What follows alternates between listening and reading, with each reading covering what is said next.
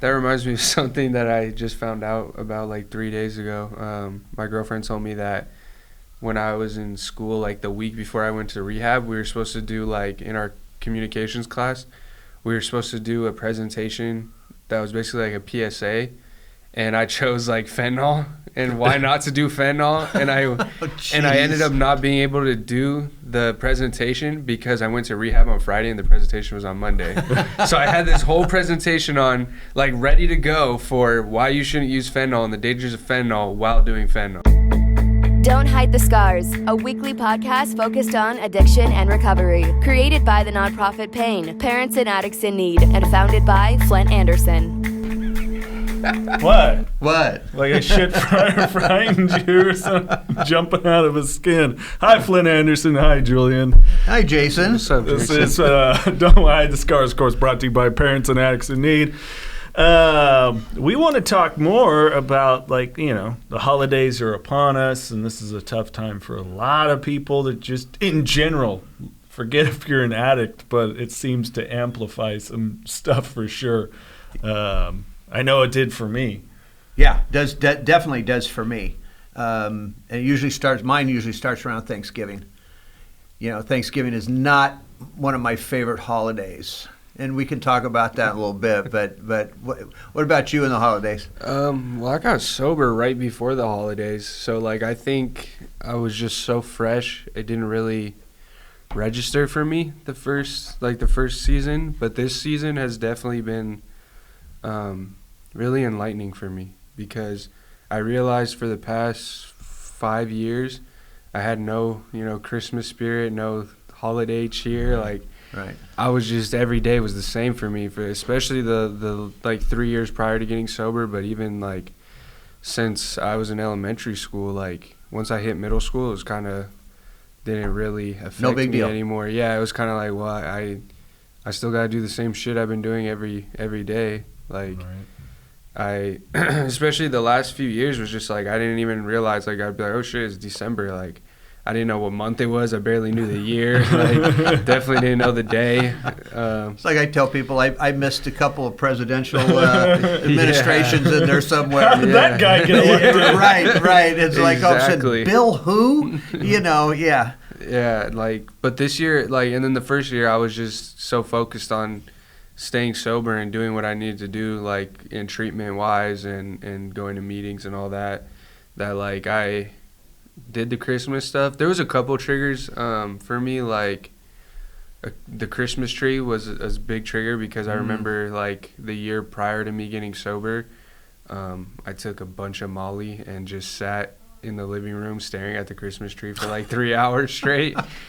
And I was high. I took Molly for like, I think it was like 36 hours straight, and like I was just staring at the Christmas tree for a solid like 4 hours one night, and it was probably like a week before Christmas. So like I thought about that when I got sober. I probably had 2-3 months sober, and I remember staring at the Christmas tree like, oh man, it kind of triggered me. Yeah. But this year, like, it's been really cool. I went to Candy Cane Lane the other night. It was really, really nice to walk around and like really experience that stuff again, Like, I felt kind of like how I used to feel when I was in elementary school. Like, I really was happy that, right, just to see how beautiful like life is, Like, it's so cool that the community, like, you get to see other people. Like, it's been a while since people have said hello to me, when I walk by. Yeah. They don't. A lot of people didn't say Merry Christmas. They kind of just like averted their eyes, and I wasn't in. I didn't go to those places. Like, right. There just wasn't very much socialization or cheer for me, and it was really cool to be able to experience that again. Yeah. So like a genuine joy. Yeah. I was telling Julian before we went on that. Everybody knows where I live, right? Christmas Tree Lane, and I enjoy. I'll put the fire pit out in the front, and I will literally sit there by myself with a cup of hot chocolate and a cigar on a Tuesday night and just watch the cars go by and wave to the kids and just sit there and enjoy it. And there's just something peaceful about that. But when you're in your addiction, I mean, it doesn't matter what time of year it is. We're still focused on what we have to have and how we're going to get it, and are we going to have enough through the holiday season? Without going through detox or withdrawals. On Christmas morning. Yeah. Right. I mean, that's the stuff that I'll tell you what, I don't miss at all. Yeah, Not at I all. don't miss it. I remember the year before I got sober, I was kicking fentanyl, getting, on Christmas Day, I woke up and I was shaking and shit, and I had to use, and then I was, that's why I didn't really realize it was even Christmas, because I was like, Right. well, I'm so focused on getting well right now that it doesn't matter what time of day it is, what year it is, what month it is, what day of the week it is. All I could focus on was getting well, and then once I did, I could kind of process the rest of life. Yeah. So not being dope sick. Yeah. Yeah, I mean, and I That was tough. and I go back to that one Thanksgiving where, I literally had a psychotic break. Right. And I remember the smell of the turkey cooking. So to this day, I cannot. I love to eat turkey, but I can't stand the smell. Because it just takes me all the way back. And so when we talk about triggers with us, how does somebody that doesn't understand that gonna understand that? Yeah. Well, I mean, it's the same as, like, for people who aren't addicts, like, it's just trauma. You know what I mean? Like, there's people who have trauma to where they smell a certain smell and it brings them back to being abused as a kid, Sure. And it's like, it's very similar. The way it works in the brain is the same exact way, and so, like, for us, we want to get high. For other people, it's like they get that fear and anxiety that they used to get when they were in that abusive situation. And Sure. then for us, it's like it sends us back to that feeling of anxiety that we get when we want to use, and that feeling of dope sick, Right. Ugly feeling. The worst. I still have flashbacks. I actually, our good friend Dr. Rob Kelly, his company had asked for people on holiday seasons that were going to be different. I had a recollection of one where my kids were with their mom, and I just spent the whole day like hungover and sick and hair of the dog, and and I was like, oh good God, like just thinking back like that. I keep those memories close because it's a good reminder of that little demon that'll sneak in and go, it's the holidays. You can have some of that eggnog. I mean, my eggnog was like eat lighter fluid. It was like a little bit of eggnog, whole lot of everything else. So, it's like. Oh. But isn't it interesting how we can sit here and actually kind of laugh about it? Yeah. No, that actually. A little bit, right? That reminds me of something that I just found out about like 3 days ago. My girlfriend told me that when I was in school, like the week before I went to rehab, we were supposed to do like in our communications class, we were supposed to do a presentation that was basically like a PSA, and I chose like fentanyl and why not to do fentanyl, and I ended up not being able to do the presentation because I went to rehab on Friday and the presentation was on Monday. So I had this whole presentation on like ready to go for why you shouldn't use fentanyl and the dangers of fentanyl while doing fentanyl. Right. And like I was just gonna go up there and fucking do a little bump and then be like, don't do it, it's bad for you. And then nod out. Yeah, and I totally didn't even remember that when she told me. I was like, wait, what? Are you kidding? Like, there's no way I did that. And she's like, yes, you did.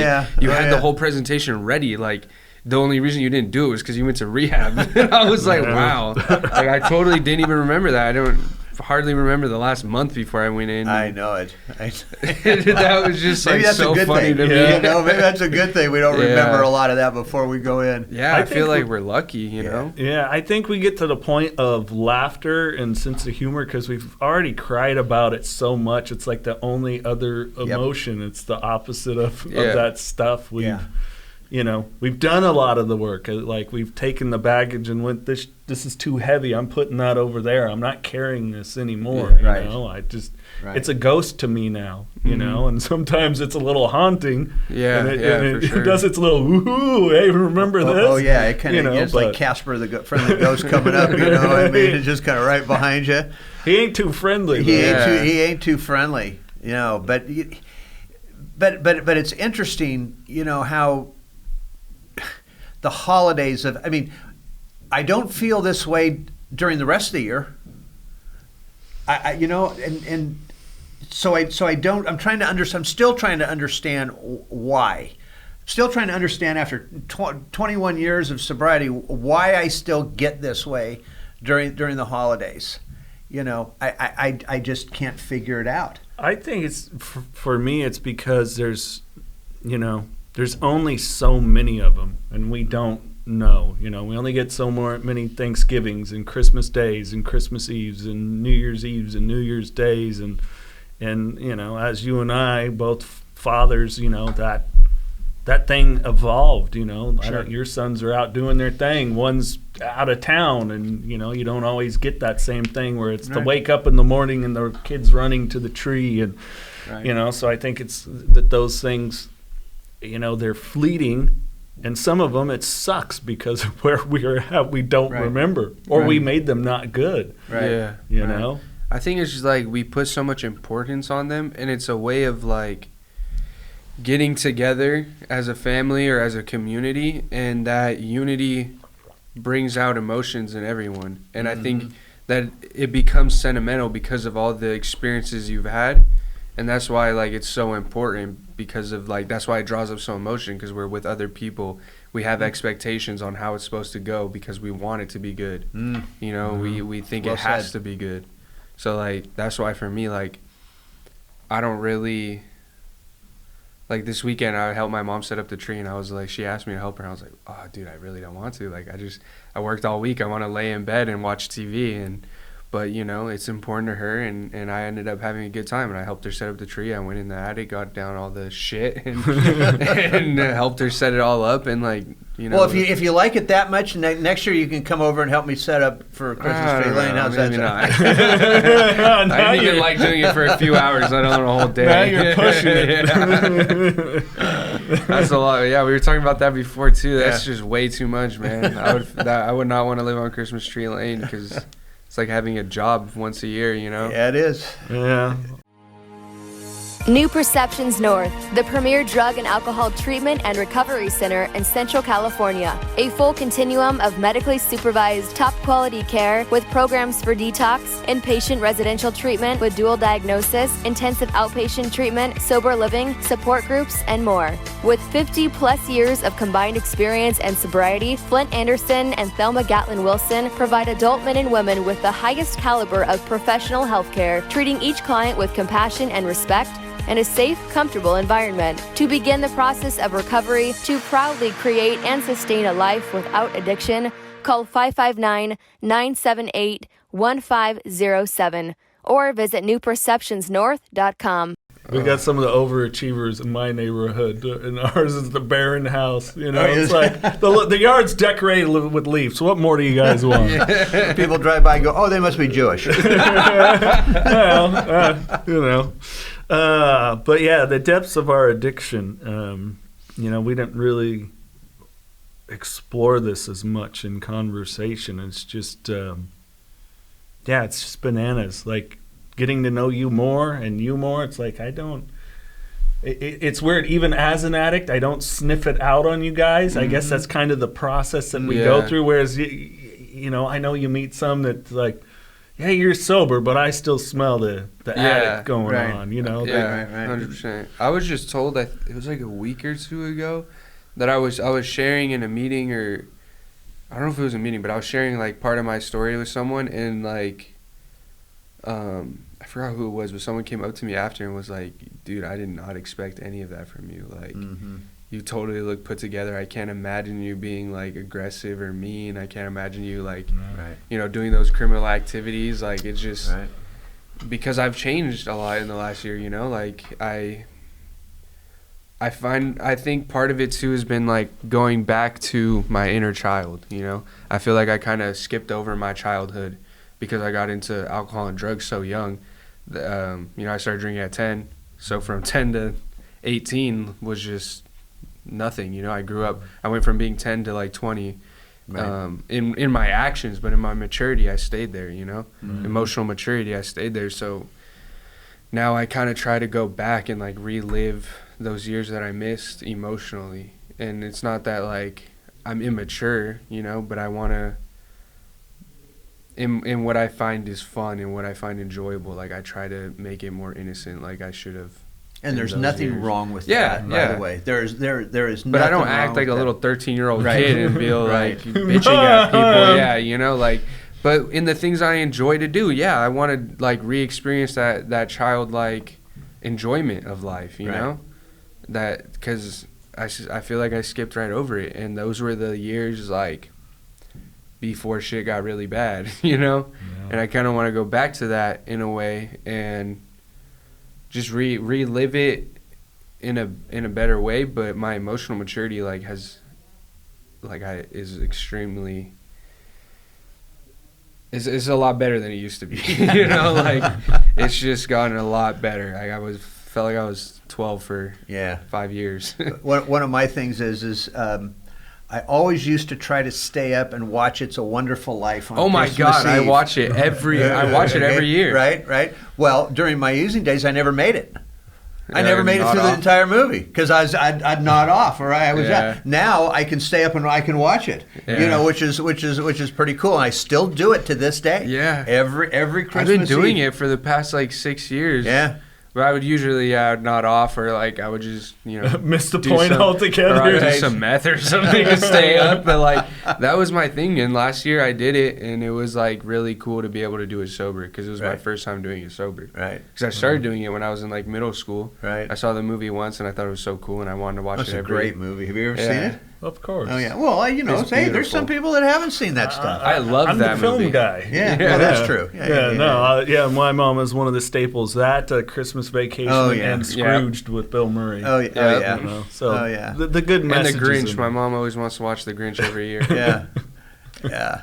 No, we've got Christmas Vacation, whether we're at my family's house or our house. That thing's just going on the TV. I mean, repeat just all day long, all night long. The things, because half the time that's what my house looks like. You know, I relate to Chevy Chase. You know, when he's in the basement, right, and he's got all those plugs hooked in. You know, and it's plugged into one deal. Come look at my house right now for the lane. Okay, that's what it looks like. I'm not kidding. I mean, it's hilarious. But I think that's interesting. We bring up those movies, and Julian, you mentioning, you know, like that idea of perfection around the holidays, and the reality of it is it is more like Christmas Vacation. There isn't there's going to be some bullshit. There just is. Sure. You got, especially if you have a lot of people involved. The more people you bring in, the more elements of personality, and you bet. You know, and I think that's part of it. Like a lot of addicts feel that they need to be perfect. You know, that's one of our like main character defects across the board as addicts.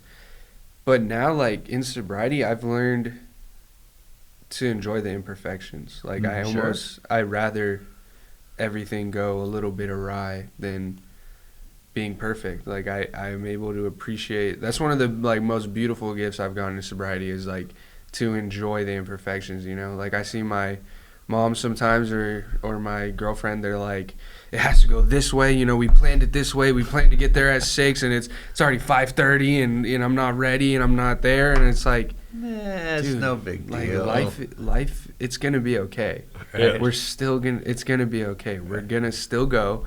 This is still gonna work out. Like, right. And my mom's been sober 28 years, and she still gets a little, you know, tight about it. And I'm just like, dude, it's okay. Like, it's gonna work out the way it's supposed to. Well, I think that's why the important thing to remember in those 12 steps in that beautiful big blue book is it talks about spiritual progress, not spiritual perfection. Right. And stop saying progress not perfection, because it never says that anywhere, people, okay? Right. Where's the cat? I could look. Never says that anywhere. Never says progress, not spiritual progress, not spiritual perfection is, you know, part of that like you're saying, is like, part of that is connecting, like, you know, for one, we're going to make God laugh by our plan. Yeah. He'll show us something different anyway. Exactly. So, you know, you kind of do have to have a chuckle about it a little bit. It's like, okay, we'll get there when we get there. Yeah. Or, you know, it's like, this is not the end-all, be-all of elements, you know. Yeah, 100%. I always think back to, like, how would it have gone if I was using, you know? Right. I probably would have been asleep right now, nodding off, you know, and then been an hour late, and then everyone's pissed at me because I'm the one who fucked up the plans, and then, you know, I have to leave early because I'm starting to get dope sick, and or I have to say I'm going to the bathroom to get high real quick. And yeah, like, those things really come back to haunt me, because normally, you know, we always have Christmas at our house. Just because of, you know, the situation, but we'll have Thanksgiving at another family member's house. Well, I always used to get high in the back, the other section of the house, right? And so when I got sober for the last, because this happened about 3 years ago, where I finally stopped, I would always ask my sister-in-law or my brother-in-law, "Can I use the bathroom in the back?" And they're going, "Yeah, you don't have to ask." And I never responded. So I'd go back, go to the bathroom, come back out. And every time I would ask them, both of them are like, I know what they're thinking. They're like, "Why is he asking us to use the bathroom?" Well, about 3 years ago, when I asked her again, she said, "Why are you always asking me?" I said, "Because you know what? That's where I used to go to get high. And then I would sit in one of their little rooms back there and just nod out. Now I want everybody to know when if you can't find me, I'm there. I went to the bathroom. That's why I'm letting you know where I went." You know, because even to this day, it upsets me that people would find me back there, you know, nodding off, you know, drool coming out of my face, and high as a kite. So it doesn't matter how long I think that we're in recovery, we're still going to have those reminders from now till the day we die, you know, of some of those things we did. But it's hard to let that go. So like you said, though, that to me is still a good reminder. You know, it's a good reminder of what I did to my family, but it's also a good reminder that I don't have to do that anymore to my family. You know, that's the stuff that people that aren't in addiction or in recovery, that's what they're not going to understand. They're never, you know, we talk about that all the time, how whether they're an educated counselor, therapist, whatever it is, I don't care how educated you are, I don't care how many books you read, you are not going to understand that piece of us. Until you've experienced it. Until you've experienced it yourself. One of my triggers was the billboards all over Fresno. Because when I was selling and using, I would stop at a lot of billboards and get high in front of a smoke fentanyl with my friends in the car, and we'd just laugh and be like, it would say like, "Fentanyl, the deadliest high," and we would always just be like, "No, it's the best high. Who cares if you die?" And like, you know, it became a saying, like, it's the best to high. Who cares if you die?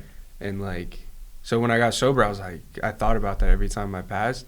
And like, the longer I've been sober, it's like, it was a trigger at first, then it was kind of like, damn, dude, I was really sick. Like, that's messed up. And now sometimes it's funny, but it's still more like, it's just kind of sad to look back and be like, I've overdosed in front of one of those billboards from smoking fentanyl, and I had to get Narcan, and then did it again the next in an hour. And when you say that, I want to make sure that our audience knows we're not laughing at this because we think this shit is really funny. Okay, that's how, I'll just say for me, that's how I deal with it. You know, same. that's how I have to process, you know, that stupid shit. You know, that we did. You just think like, I almost laugh as like, I'm happy that I don't have to do that again. And I always think like, it's funny that I stayed in it for so long when recovery was so close. Like, what I feel now, like, if I knew this was possible, I would have never used in the first place. You know? And like that, I laugh at it because it's like, it's baffling that I thought that was the solution. You know, well, isn't that word in the big book as well? Baffling. Baffling. Well, and powerful. that's good that you share that, because I think a lot of people don't understand that it is just that close. It seems like a difficult step to say, I need help, But that is the disease of the addiction that is, like you said, baffling, cunning. That is just as simple as walking through some doors or picking up a phone or whatever and getting the process going. It really is. Yeah. There's a lot of people that want to help. This community So likes many, to help. Yeah. But it's also interesting what you just said, that nobody will ever get. And repeat it for me though. It's the best high. Who cares if you die? Mm-hmm. I mean, think about that statement. We've all said it. We've all thought it. But how does somebody out there even comprehend that we could say something like that? Mm-hmm. Nobody will ever get that one. Yeah. And us three, we understand that extremely well. Mm-hmm. Yeah, and especially as a fentanyl addict, it's, when you're, at first when I started using it, I didn't really know, Right. I was taking Perk 30s and Right. I was told that they were real, and I was, I took them and they hit way harder than usual, and I was like, okay, it's probably just heroin, who cares? Right. And by that time, it sounds kind of bad too, oh, you're taking heroin, but it's at that time, I really didn't care what it was as long as it got me high. It felt good. I don't really care if it's heroin or whatever, but I didn't really know what fentanyl was.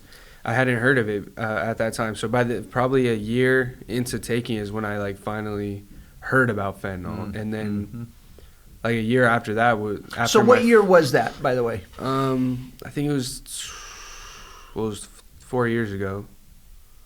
19, So 18, 19? 2019.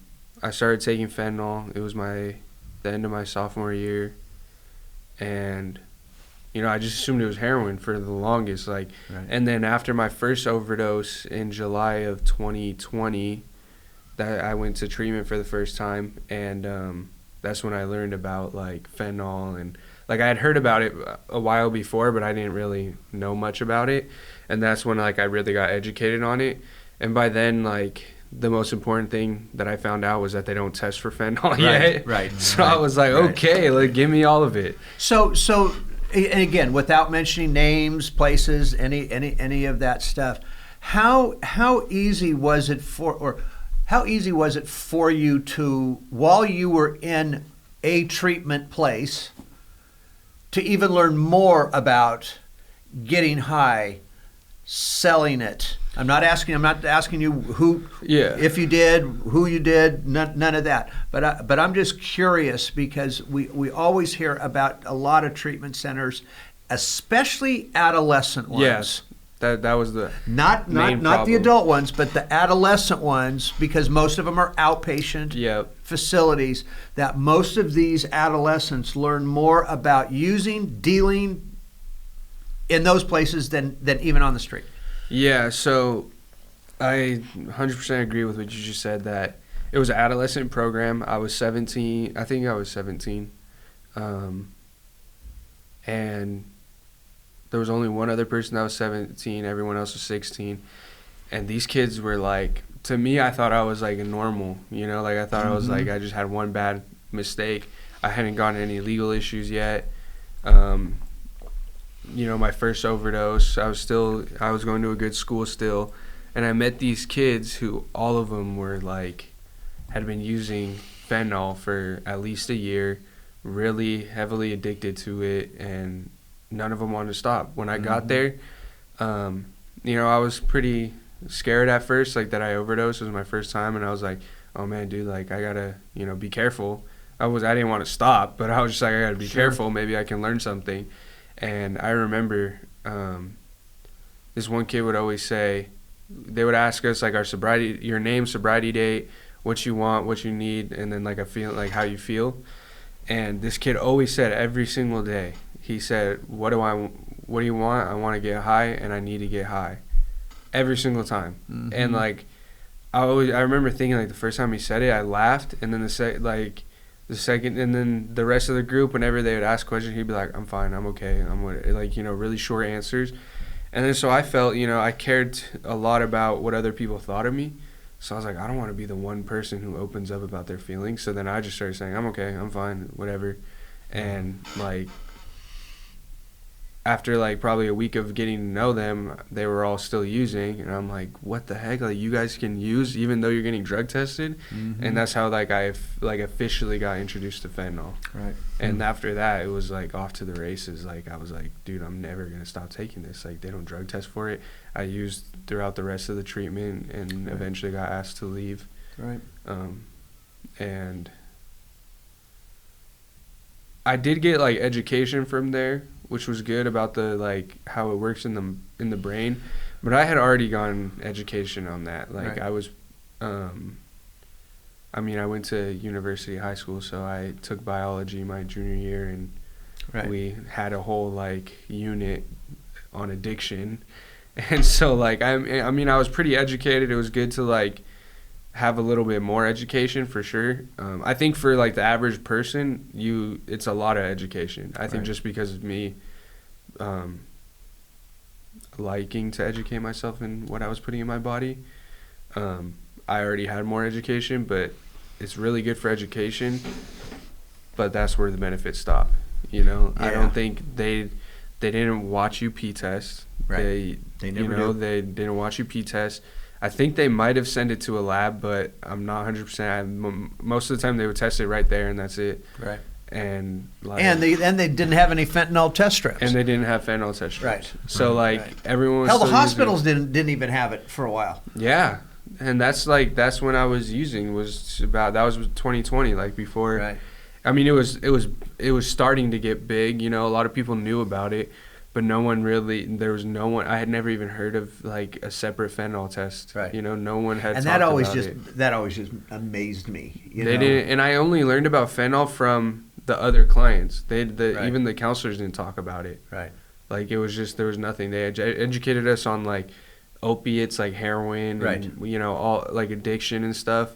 They didn't mention fentanyl, but I heard from all the other guys like what fentanyl was, like all this stuff. So I kind of looked it up, and I was like, realized like, oh, a lot of people are dying from this, but it must be good. You know, I've tried it; it's good. Right. Well, but again, that just proves my point about us in society. Right, we're always 18 steps behind. Mm-hmm. You know, we've been talking about fentanyl for the last 8-9 years, and nobody listened, and then all of a sudden, you know, this thing explodes on the scene, and we're not even prepared for it in any way, shape, or form. Mm-hmm. But I do want to go back to when we were talking about, you know, learning more in some of these adolescent treatment centers. Yeah. I remember when this is years ago, we had recovery meetings and family support meetings at another church here in town.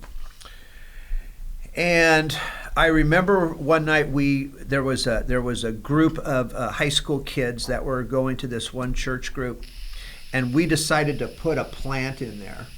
We put a 24-year-old guy in there that looked like he was 16, and afterwards these kids came out of their meeting, and the first thing that this guy told us was that they were all looking to get high after the church high school group meeting. He said he was learning more about drugs in there than anywhere else. Yeah, I learned how. I mean, I sold weed in like pretty early on, but I didn't start selling a lot until after that. When that treatment was, I got hooked up with multiple fentanyl dealers. Like, each one of them had their own, and then they all had one that they all liked, you know. Mm-hmm. And so, you know, I got the best one and started selling his stuff, and then I had the other people just in case. And so that's how I started selling. I started just by selling to all the people I was in group with. Right. And then all their friends who weren't in rehab started hitting me up, and then like that's how I started selling everything, you know. Like, was selling fentanyl to other clients, and then eventually their friends, and then I'll go to parties to sell fentanyl, and I just start selling coke, ecstasy, Molly. Like, before that, it definitely escalated my addiction for sure. Because before that, I would sell weed, smoke weed, drink. I do pills and stuff, but I wouldn't sell pills. I didn't know many people that did pills. Like, the people I hung out with smoked weed. They were like stoners, you know. Right. We went to the skate park and smoked weed, and like I was the only one who was like a pill junkie, you know. Right. And well, at my school there was quite a few people taking Adderall because they're very like Sure. they weren't addicts, but they were like, I need to pass, you know, I need to get straight A's, and it's accelerated high school program, so they're all like nerds, and they're just like, I need to do better. My parents are gonna beat me if I don't. But it's again, it's interesting. I mean, listen to this, because what he's saying, because he went to, I'll just say it, you went to University Yeah. High School, okay? Again, proves my point that most of us, and we don't ever say this arrogantly, but most of us are intelligent. Yeah. You know what? Addicts are not stupid people. Mm-hmm. You know, when I sit there and I tell parents that kids, and I'm talking about anybody that's under the age of 40 now, right? I'm no longer a kid. Well, you're right. But If you or a loved one is struggling with addiction, please call Parents and Addicts in Need at 559-579-1551 or check us out online at painnonprofit.org. Follow us on social media at Pain Nonprofit. Please subscribe to the podcast and share with others wherever you get podcasts and on YouTube. To donate, please click the link in the description and help us save more lives gripped by addiction. when I'm talking to parents about this, and I'm telling them that these kids, they know everything. They know the chemical makeups of these drugs. Mm-hmm. They know how much they can put in their body. They know when they're going to come up to that imaginary line, right? And even take the chance of crossing it, knowing that they may not come back, knowing they may overdose, but again, we don't care, because we're always looking for that longer lasting, better high. Mm-hmm. You know, and these parents are going, I mean, they look at me like I'm crazy. No, I literally, when I found out that 2 milligrams was the overdose for fentanyl, and I found pure fentanyl, I would literally got a scale, measured out 2 milligrams, and took it. And I was always trying to get, like I told people, I would try to get, like, I knew about how much it would make me overdose. I'd try to do, like, exactly enough less to not die. Right. But to be, like... To get the ultimate Yeah, high. because it's Yep. like you want to get that high right before you die. Like, Yeah. you want to hit it to where... Because that's the highest you can go, you Right. know? Like, I don't care. Like, I think that I wanted that oblivion, you know? Like, I Sure. just wanted to numb everything. I still go back to the times when I was in the hospital, you know, and when they're sitting there and they're giving you that, because they do give you fentanyl in the hospital, you know, when they're giving that to you and it's starting to hit you, how do you explain to somebody that that's the best feeling in the world, and you always want it? Yeah. Yeah. Yeah. You want it 7 days a week. Yeah. Is it the same with 24 alcohol? hours a day. Oh God. Okay. Yeah. I mean, 'cause but I'm I not. mean, well, I had this situation. I had to have a procedure. I think is just before I started here. Remember, I called you because they put me under with fentanyl, and Right. I let them know, hey, I'm in recovery, primarily alcohol, Right. but this is scaring the shit out of me. Right. And the doctor's like, it's gonna be like gonna they were be in there okay. talking to me. Right. You know, and the scary thing for me is someone with insomnia, like. They're like, count, and I don't remember counting. Like, how far did I get there? Like, you got to like 99. Right. You were out. Right. You were just out. And, Yeah. it's, you know, for me, I had to sit and talk with my significant other. Like, you know, for me, I didn't feel a high, but it was the fact that, wow, I could just, like, Yeah. you know. You bet. They're sitting here doing all these things to me, and I just slept right through. Wow, that's Yeah. peaceful. Right. You know, as a guy that a noise like a little knock wakes me up at night, you know. So it was scary for me. But yeah, alcohol was a crave because I would hustle through the day knowing that, you know, it's 5 o'clock somewhere. Right. You know, and that was a justification in my mind, you know. That's sane with alcohol. I mean, it really has. You know, everybody thinks it's a joke. Yeah, it's 5 o'clock somewhere. No, Yeah. that's legit. Yeah, I saw on my social media a buddy of mine because they went to watch the, you know, as of this recording, the U.S. World Cup game. And they're in a bar. It was like 9 in the morning. Right.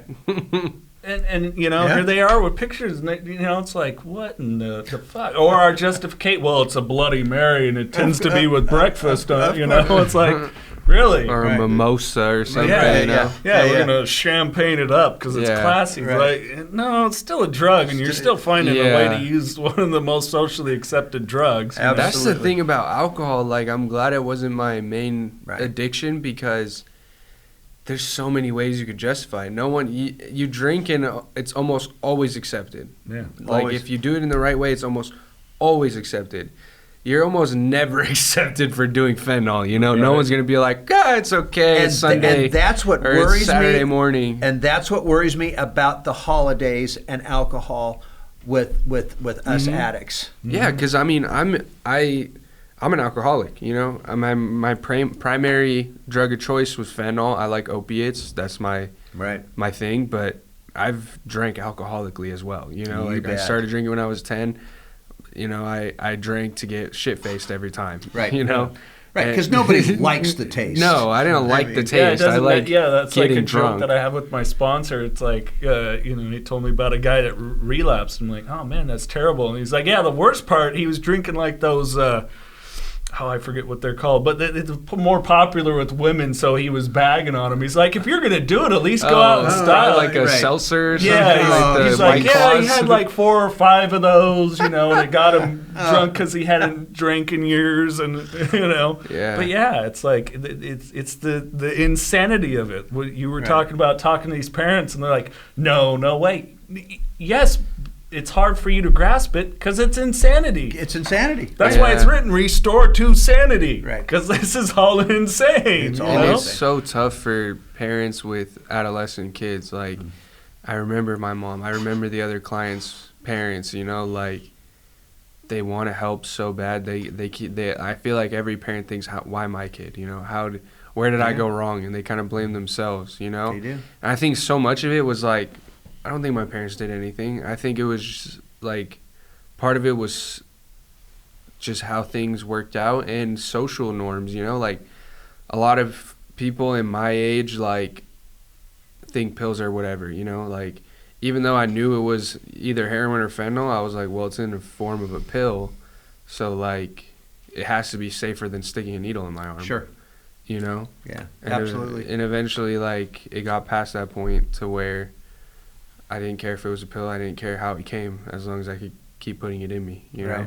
And Right. thankfully, I never did get into needles. But you know, I've smoked fentanyl.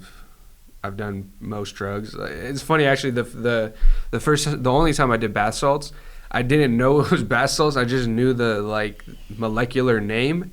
Right. And so I was just like, oh, it's just this. And then So like come to explain- find out later, it was like that's the molecular name for bath salts. And like I had no idea. I was like, oh, it's a scientific name. It's got to be okay. It's got to be okay.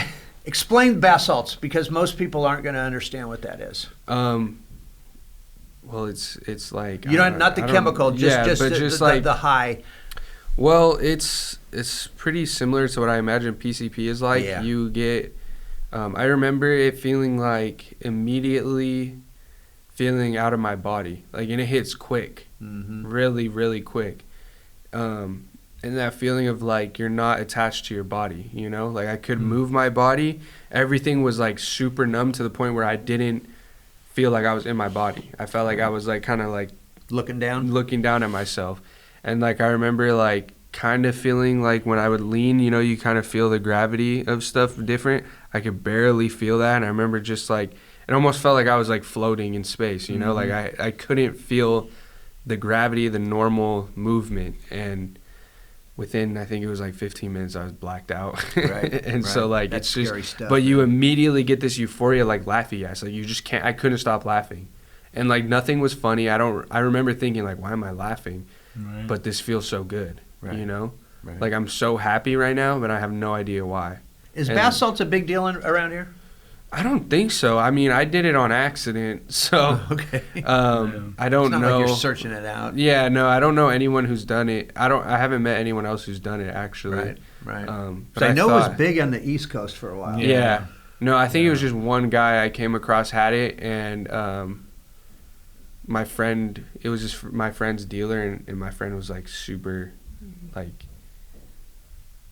into science and stuff. You So got he it, was yeah. always asking like, is it a Lazopram, you know, instead of is it Xanax, you know, and then so like or Alprazolam, and Right. instead of asking for Xanax, and so I think the guy was just like probably looked up what bath salt's name was, and then sent it to him. He was like, oh, okay, let's do it. Right. And then like I looked it up later, and he told me like all the like molecular thing about it, and like what kind of drug it was and all this stuff, and he failed to mention that, you know, the street name is bath salts. So I was like, oh, this sounds great. And then I look it up later, and I'm like, dude, it's fucking bath salts. Like, what the fuck? But yeah, so I mean.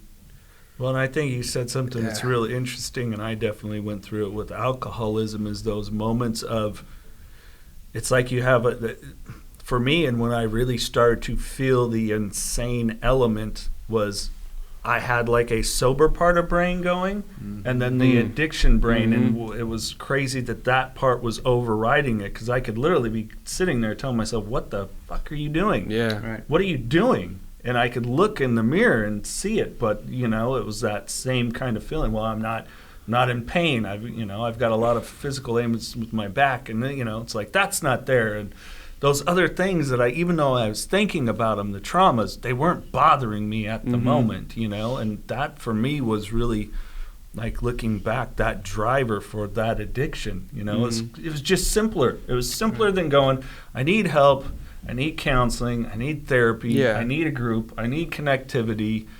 You know, already as a person that was like, I don't feel like I fit anywhere anyways. Right. I don't want to bother anyone because I felt like a burden since I was a kid, you know, wherever that got put in there, I don't know.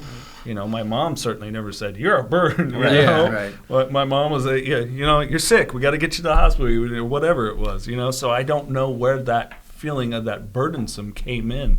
But I could have like a clear brain that would talk to that side telling me, nah, because you're just a burden. Yeah. Just keep doing this. It's fine. You don't bother anyone. Because I got to the point eventually I didn't bother anyone. Sure. There was no text. There was no calls. There was no, hey, come out with me. It was just isolation, you know? Right. I could totally relate. Like, I grew up with very loving family, and for some reason I always just thought like there was something wrong with me, that I was a burden to other people, that there was like, you know, just there was something wrong with me, that I shouldn't be around other people.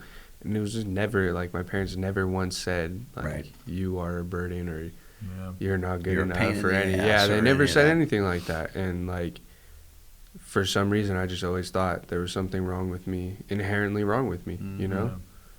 Yeah. And I think that's just, like, a part of addiction. A lot of people with addiction have that self-doubt from the get-go, you know?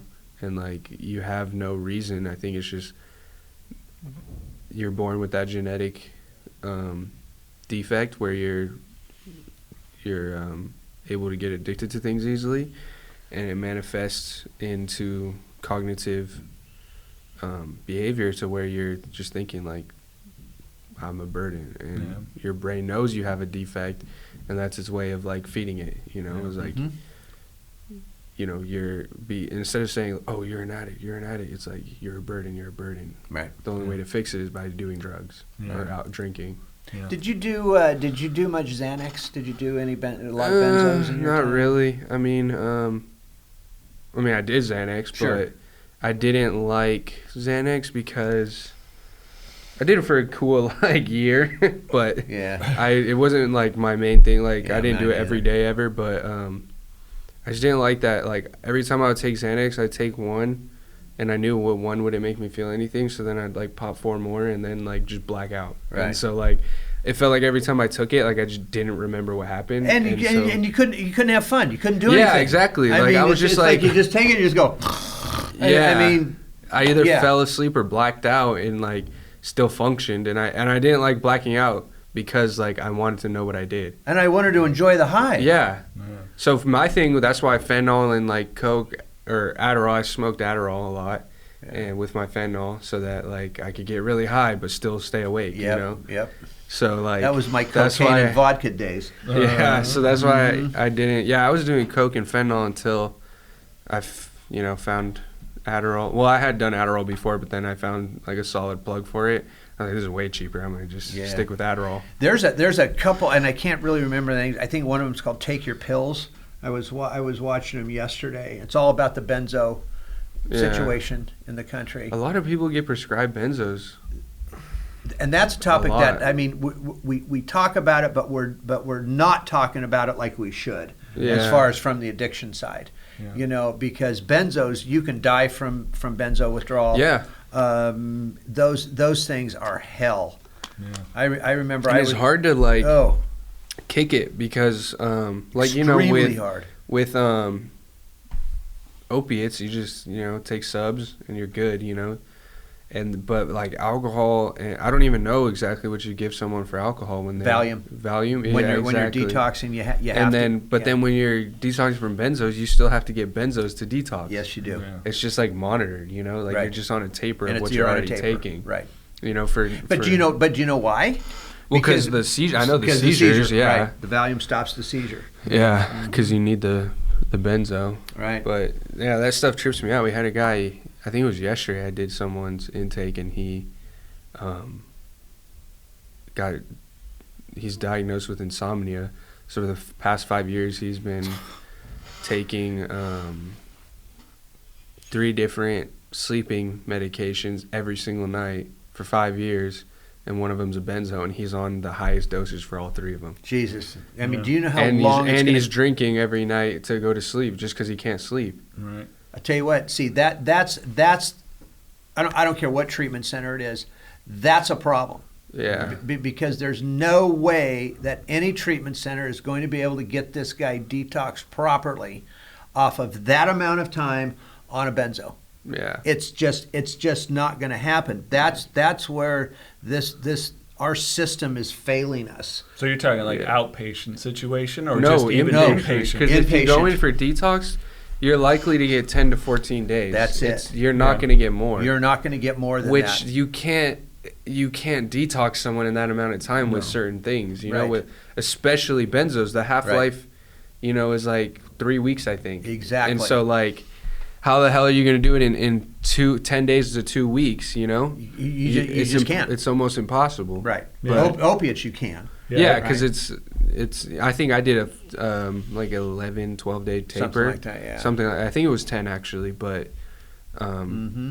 I was fine. You Right. know? I mean, the first 10 days with subs, I was perfectly fine. After that, the withdrawals came back a little bit. Right. And it sucked ass, but I mean, it wasn't like. But it wasn't like the big time. Yeah, it wasn't like it was the first day where I was like balled up on the floor crying and Right. not being able to stand up because I was shaking so hard. You know. Exactly. But benzos are a whole But yeah. nother animal. And at least alcohol is like you can detox someone in 3 or 4 days from alcohol with medication. You can. The alcohol come out of their system, but again, it's the psychological piece. Yeah. Afterwards that always kicks in. Yeah. But this benzo thing, But the man, benzos, oh. just medical wise, it takes a lot of time, and then after that, you still have to get all the psychological shit worked out. I remember this. I want to say this is back in the 80s. I went on that benzo run. Somehow we found a connection, and we were getting 10 milligram Valium all day long, the blue ones.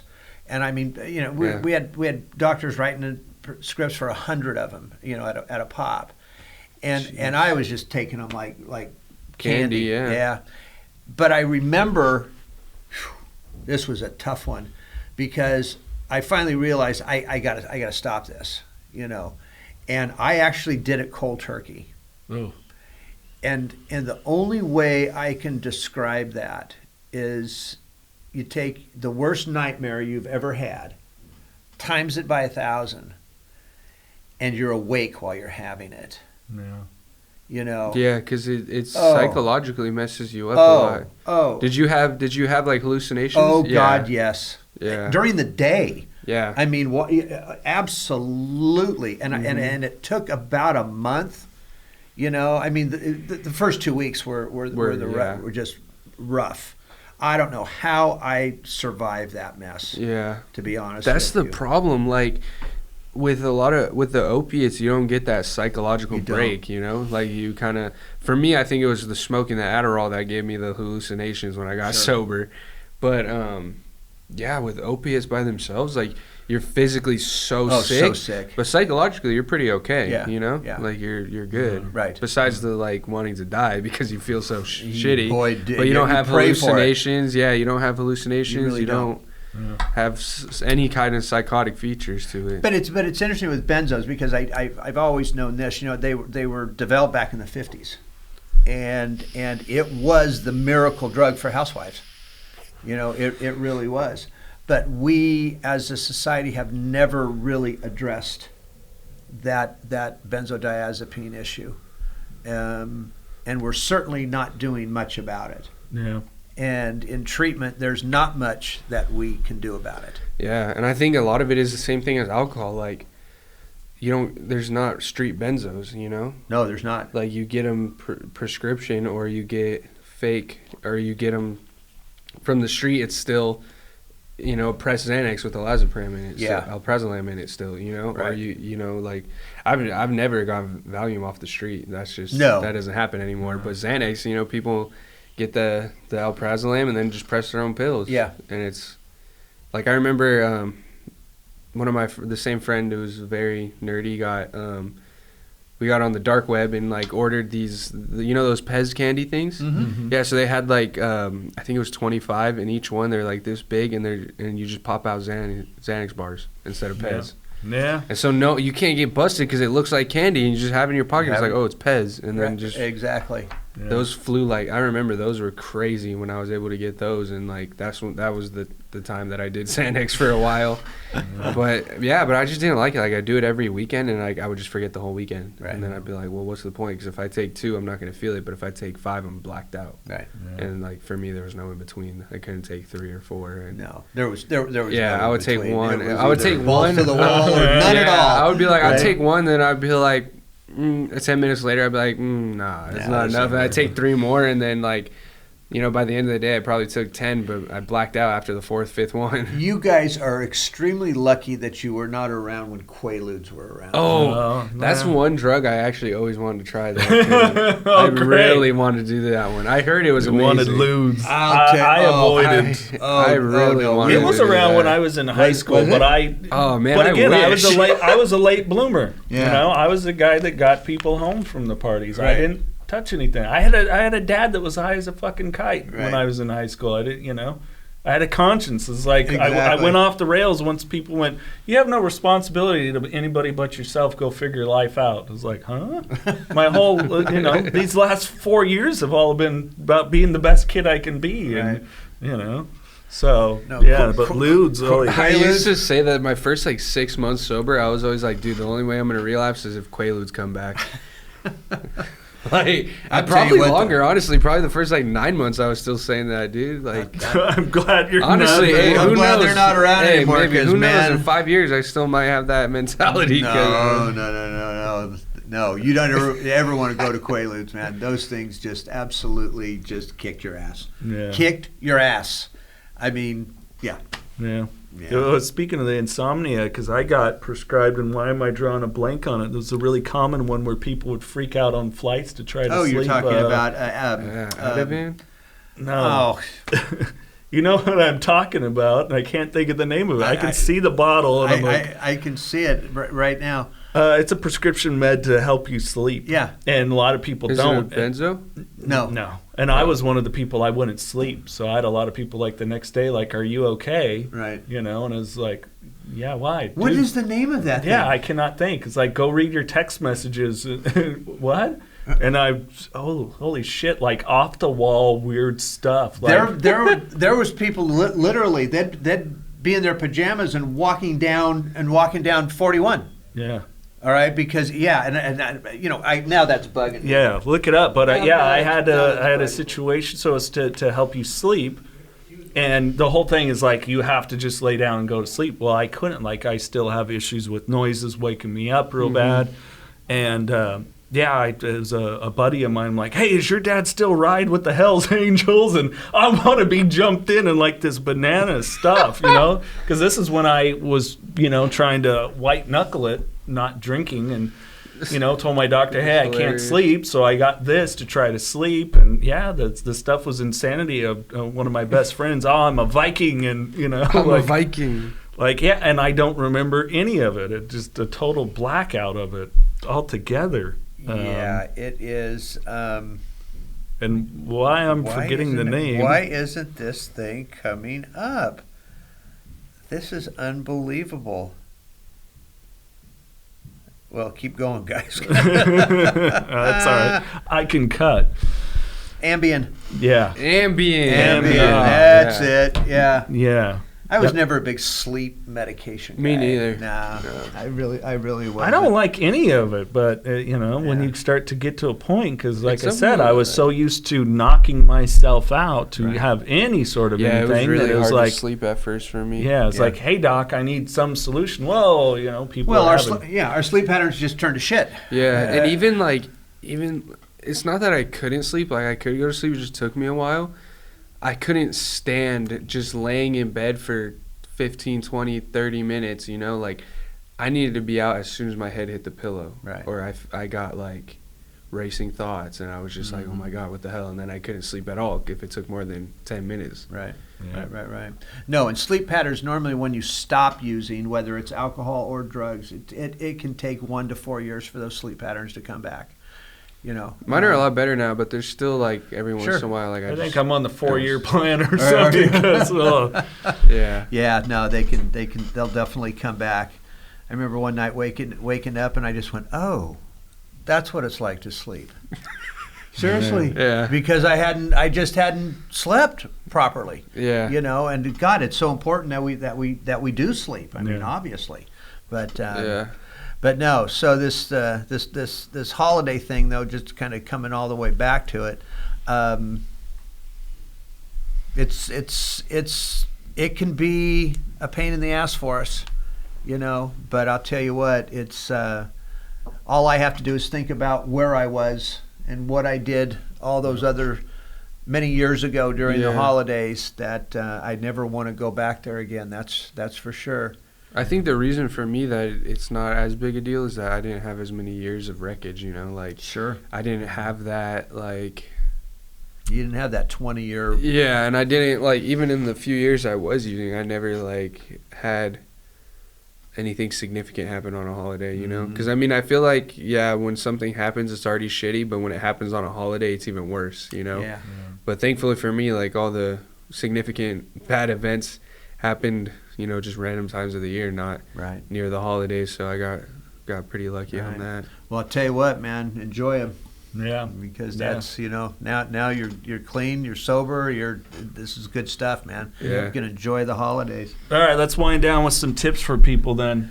My recommendation: stay connected. Meetings. If you are in a recovery community, you got to sponsor Stay Connected. If you're feeling some of those triggers, there's no excuse now with technology to not be able to hit a meeting. I know there's many on Christmas Eve, New Year's Eve, New Year's Day. Alkathons, narcathons, almost every fellowship on Thanksgiving. I think Halloween even, Christmas. They do 24 hours Christmas evening. Usually one place will do it Christmas Eve, 24 hours every hour, and then another place will do Christmas Day. Yeah. And parents, do not, if you're dealing with an addict in your house that's in recovery, don't give them cash. Don't give them cash. That's a great point. Don't give them cash. Don't give them cash, and please try not to serve don't serve alcohol. During the holiday season, because I don't care that Grandpa is going to miss his cocktail. As he's watching a football game. I just don't care. Right? We're talking about life and death here. Yeah. That's what we're talking about, and if that's your tradition, then break that tradition, because the last thing you want is one of your loved ones to relapse because you guys had to have wine on the table. Yeah. Mm-hmm. Yep. And even I think people think for me, even if I didn't drink that time, it still kind of put the thought in the back of my head, damn, I wish I would have drank that day. Mm-hmm. Right. And within a week, I'm drinking and doing drugs again. Absolutely. So it's more than just having it available, Right. Because I think some people think okay, if we have it out, just make sure they can't get to it, and it'll be okay. Right. But and we will always find a way to get to it. I'll get to it. Even if I have to grab it from your hand and chug it in front of your face, I'm going to do it if I really want to. Yeah, absolutely. And then even if I don't decide to do it that day, it's already started a process that is very hard to break. Yeah, exactly. Yeah. So and I would recommend know your boundaries with it. If there are situations and there is those people that are just going to drink and you got to check out. Or if you just it's okay to say we'd like you to come over. Those people are going to be drinking, to say no. Period. Right? Yeah. You don't owe an explanation or whatever it is, you know. It's at Exactly. the end of the day, it's our responsibility. You know? Yes, Yeah. it is. Yes, So- it is. Well, guys, have a great Christmas. You too. You know what? Glad you're here. Glad Yes, we're sober. likewise. All right, Yep. and yeah. Well, let's just have a good Christmas, and let's hope everybody else out there has a good Christmas as well. This podcast contains the views and opinions of hosts and their guests to the show. The content here should not be taken as medical advice. The content here is for informational purposes only. And because each person is sharing their unique perspective, please consult your healthcare professional for any medical questions. Views and opinions expressed in the podcast and website are our own and do not represent that of our places of work. While we make every effort to ensure that the information we are sharing is accurate, we welcome any comments, suggestions, or correction of errors. Privacy is of the utmost importance to us. For those wishing anonymity, people, places, and scenarios mentioned in the podcast have been changed to protect confidentiality at the request of certain guests. This website or podcast should not be used in any legal capacity whatsoever, including but not limited to establishing standard of care in a legal sense or as a basis for expert witness testimony. No guarantee is given regarding the accuracy of any statements or opinions made on the podcast or website. In no way does listening, reading, emailing, or interacting on social media with our content establish a doctor-patient relationship. If you find any errors in any of the content of this podcast or blogs, please send a message through the contact page.